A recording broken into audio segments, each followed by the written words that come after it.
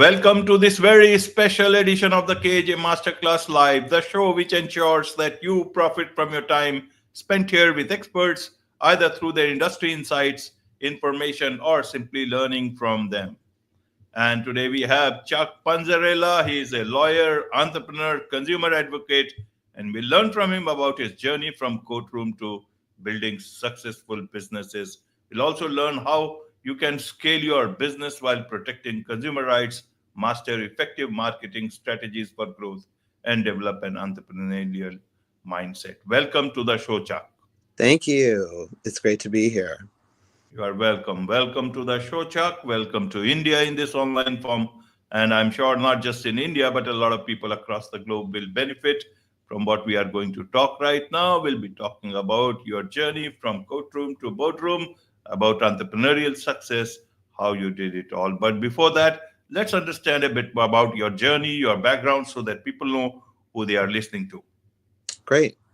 I am a graduate of the University of Colorado, and I grew up in Colorado, and I was in college there until 1988, and then I went into the Peace Corps and spent 2 years in Africa before going to law school and graduated from Rutgers in 1993, and really at that time began the journey starting companies out of law school, working for nonprofits, and also practicing law, which has brought me up to current day where I own and operate a consumer law firm, and I also own two companies. One is a marketing company, and I'm also the head of a nonprofit. Absolutely, absolutely. So, which came first for the audience? Is if you can tell, the courtroom or the business first? How did it happen? Tell us a bit more about this, and how did you gradually move from one thing to another? Well, it really my interest in starting the entrepreneurial side was really in Africa. That's where I helped in Guinea-Bissau, where I was living. A family was seeking a microloan, and so with less than $1,000, we started a restaurant, and that family then opened 3 additional restaurants in the span of a year and a half. I was only there 2 years, and they did very well, and it was a really exciting time, and that sparked my love for really, startups, for creating businesses. I went to law school after that, but I didn't know if I would practice law. I did practice immediately after law school, and at the same time, I really pursued my passion for starting companies. And to be candid, at least in the United States, the practice of law is much more of a business than I ever imagined it. So So, I went. do you also consider it as a business or something beyond your business? I have come to appreciate that practicing law is a skill, but it's part of a business very much. And creating the law firm was, I think, part of a journey of success for, really without having my background starting companies, I don't think I would have been able to succeed starting a law firm and running it. It's been 15 years, and we've been fortunate to have survived COVID and some other setbacks along the way. But I think that the CEO hat really helps to steer the ship most days. Absolutely, absolutely. So I want to understand, how do you manage both the things? Does your business bring you more law business, or does your law firm brings you more a business as an entrepreneur? Well, the practice of law is a skill, and it's a unique skill, and there are very good lawyers, and I don't claim to be a great trial lawyer. um, I consider myself to be more of a marketing, business development, entrepreneur slash lawyer, and I manage a law firm. And for years I was practicing and really handling cases as well as running the business. And it became evident that I, I think for myself that, it's easier to pick one or the other and not try to do both at the same time. So I think, bringing cases is really the business development side of my firm. And I enjoy doing that. I enjoy the marketing side, and my associates are very capable lawyers who enjoy more of the day-to-day practice, and that's how we find our balance. Right. But how do you allocate your time? Mostly as on the law firm side or on the businesses side? Tell us a bit more about your businesses. So I do own and operate a marketing company. I have partners in that company. Um, we do help other lawyers and other entrepreneurs to grow in, both in the legal sector and in other industries. And most of that is online strategies such as SEO and pay-per-click. We do some social media management, but for the most part, our focus is content, professional development, and also case management. So that's how I see my role in the other company, being a consultant for other lawyers and other entrepreneurs. I'm also part of a CEO group. It's called Vistage. And through that group, we make connections and we help each other. We're essentially each other's board. So I see my role really on the CEO side for Think Tank, which is the marketing company, doesn't differ much than my role as the managing attorney for my law firm, Consumer Action Law Group. I'm the executive director of a nonprofit, which is a consumer uh, resource center. It's the Center for Consumer Resources, and that really dovetails into both of what we're doing, which is helping consumers find lawyers throughout the U.S. and also to help people solve their own problems, how to effectively negotiate strategies for buying cars, for buying consumer goods, and also how to protect themselves from fraud. There are a lot of credit scams and also people who end up in bad contracts, either by way of being lied to or defrauded. All of this ties in together to what we do. And so, we are a connector for lawyers and consumers throughout the US.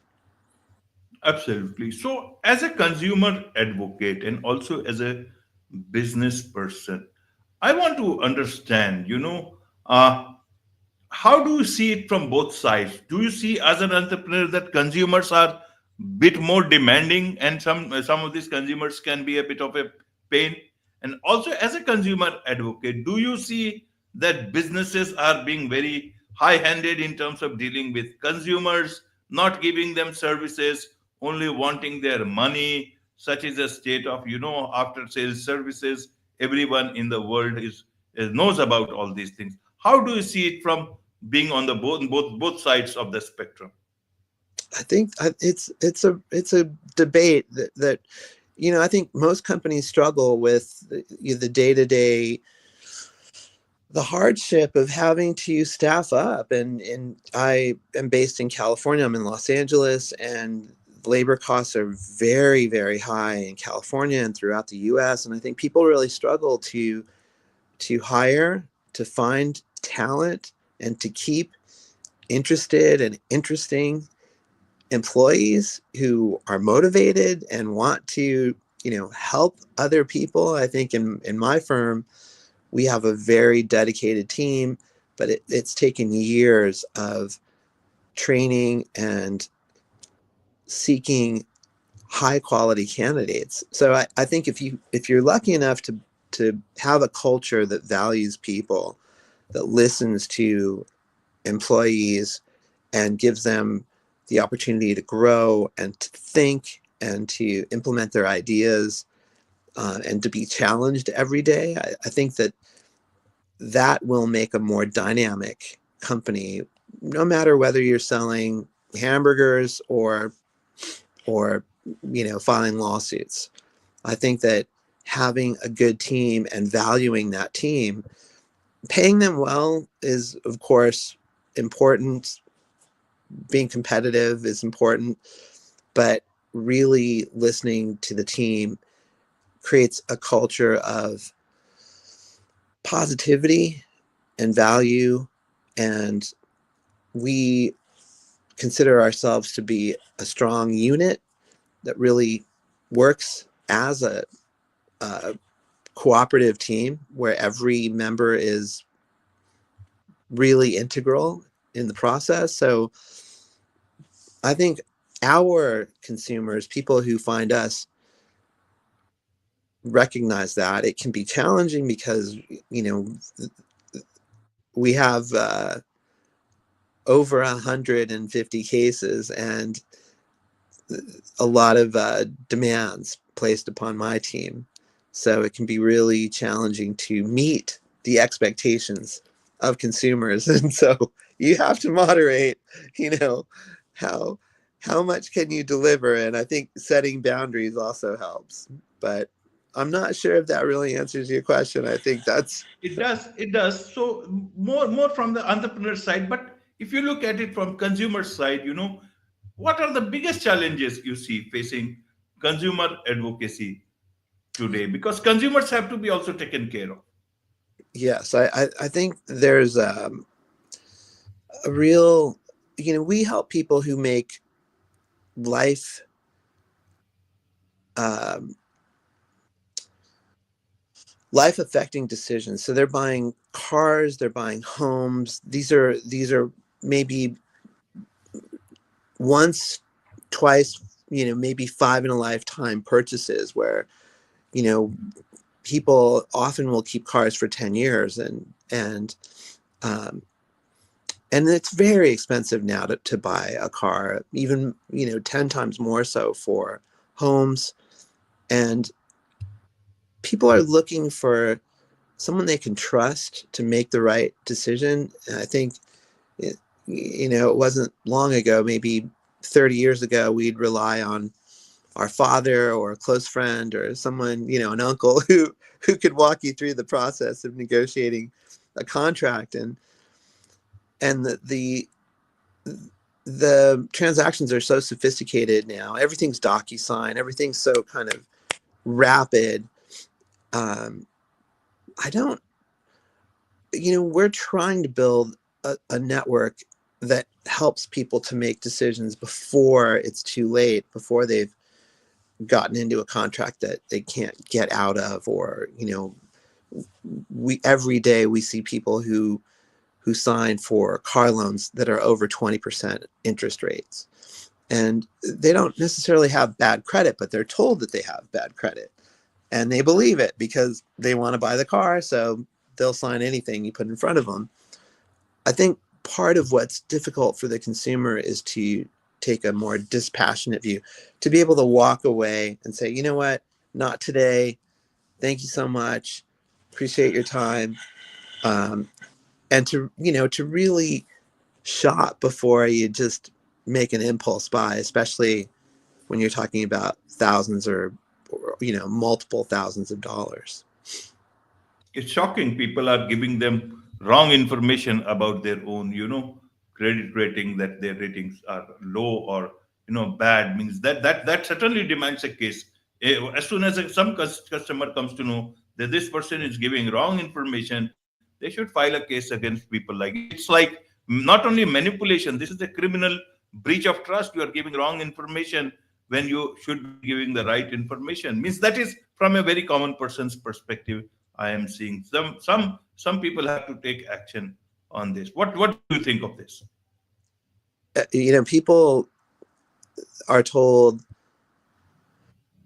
easily verifiable, right? And that they have bad credit when their credit is good, and you can see that on paper. And if you have a 750 FICO and you're told that you don't qualify for an A paper loan, you should walk, right? But a purchase of a home or a car is there's an emotional component. People test drive cars. They're in multiple bidding wars for homes, and they're so concerned about losing out that or not being able to take that car home that day, that they sort of they forget their common sense, and they just go with the emotions take over. So there are a number of things that people are told, and there's a baseline insecurity. A lot of people feel like their credit's not as good as it should be or can be or used to be. And even if it's on paper, even if you see your credit score, which a reputable dealer will do, they will show you after they've pulled your credit what your score is, and they'll show you what terms you qualify for. But what we tell people every day, over and over again, we tell people to get approval for a loan before you go to a dealer, so that what your score is, how much you qualify for, and what your interest rate is going to be. The interest rate, of course, is being the key factor. Right, Chuck. So, in your terms of success, what would you give the biggest credit to for your success? What is it? Is it your mindset? Is it your hard work? Is it your brains? What is it? Well, I think that my mother, she had 3 kids who she gave 2 choices to each of us. And she said, you can either be a doctor or a lawyer. It's fine. Either one is fine. It doesn't matter. You can choose whatever you want to be, as long as it's a doctor or a lawyer. So we didn't have, we didn't have a lot of options, and we wanted to make mom happy. But none of us decided to be doctors. We didn't want to work that hard. I think that it's just plain hard work, frankly. And I get up every day, and it's hard to do what we do, to make a living the way we do. We're not making millions of dollars, and we're not buying yachts or black Mercedes Benz. We live modest lives. Consumer lawyers I think we're the hardest working and most underpaid lawyers that I know of. But I really love what I do, and I love being able to help people, whether there's a monetary benefit or not. I think it's good work. Absolutely. And you talked about, legal profession almost becoming like a business. Nothing wrong with that. But one thing if I understand is lawyers find it very difficult to brand themselves, market themselves. Maybe some of them successful. If you are successful, very known case you have fought, your brand gets built. But technically, in the sense of brand building, and in the name of branding yourself, how do you see that part happening? Do you think lawyers should be much more aggressive in branding? You own a firm also in that regard. What is your take? How should they go about it?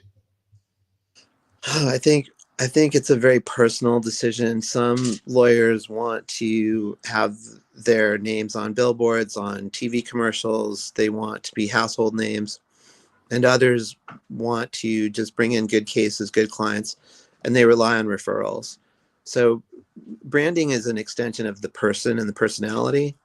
Um, I think that any lawyer who's driven by financial reward and success is going to be much more interested in branding, but there's a component that's also, reputation and reputation management. So just because you're all over commercials and billboards doesn't necessarily mean you have the best reputation. I think that they go hand in hand, and if you have a good reputation, you'll have a good brand. But you do have to work at getting your name out there. I'm sure you know. It's not easy. Right, right. It's not easy. As long as you can bring your brand building as well as your reputation together, then it's a good thing. Or if it is two different things, then it can be. People can see through it. Absolutely. Yeah. We Absolutely. There's struggle, much. we feel very constrained by our marketing budget. And so most of what we do is writing articles, giving consumers free information, free consultations, free advice. And that is what really builds our brand, just being a source for people to find answers without having to pay for it. And, typically that generates goodwill and good reviews. And that's how we build our brand.